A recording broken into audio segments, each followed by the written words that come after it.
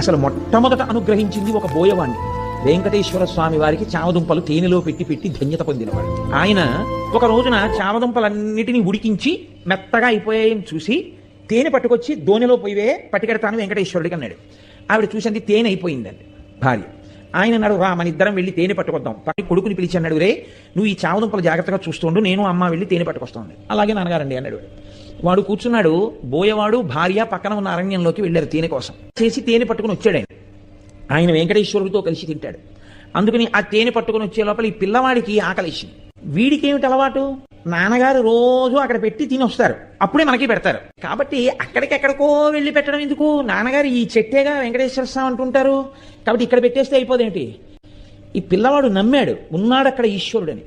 తినేశాడు చెట్టు రూపంలో ఈశ్వరుడు. తినేస్తే తండ్రి వచ్చాడు, వీడు మిగిలినవి తినేశాడు. స్వామికి పెడితే తినేచ్చుగా, తినేశాడు వాడు. తండ్రి వచ్చాడు, ఏవిరా చామదుంపలు అన్నాడు. నాన్నగారండి ఈ చెట్టులోనేగా స్వామి ఉన్నారన్నారు, మీరు రమ్మన్నాను, ఆకలేసేస్తోంది స్వామి, ఉండలేను నాన్నగారు వచ్చే వరకు, నేను తినాలంటే మీకు పెడితే కానీ తినద్దంటారు కదా నాన్నగారు, మీరు వస్తే నా స్వామి మీరు తినేద్దరు కానీ నేను తినేస్తాను, రండి స్వామి అని అడిగాను. వచ్చారు, పెట్టాను, తినేశారు. తండ్రికి ఎక్కడ లేని కోపం వచ్చింది, చెట్టుకు పెట్టావా, తిన్నాడా వెంకటేశ్వరుడు. ఆయన అమాయకత్వం ఆయింది. ఎంత పనిచేశావురా అని ఆ చేతిలో కత్తి ఒకటి పట్టుకుని వెళ్ళాడు ఆయన. ఆ కోపంలో ఒళ్ళు తెలియకుండా ఆ కత్తి ఎత్తి పిల్లాన్ని కొట్టబోయాడు. చెట్టు రూపంలో ఉన్నాడు వెంకటేశ్వరుడిని నమ్మినటువంటి పిల్లవాడి యొక్క నమ్మకాన్ని రుజువు చేస్తూ ఇలా ఎత్తిన చేతిని చెట్టు రూపంలో ఉన్న వెంకటేశ్వరుడు పట్టుకున్నాడు. ఎవరు పట్టుకున్నారో చెయ్యని వెనక్కి తిరిగి చూశాడు.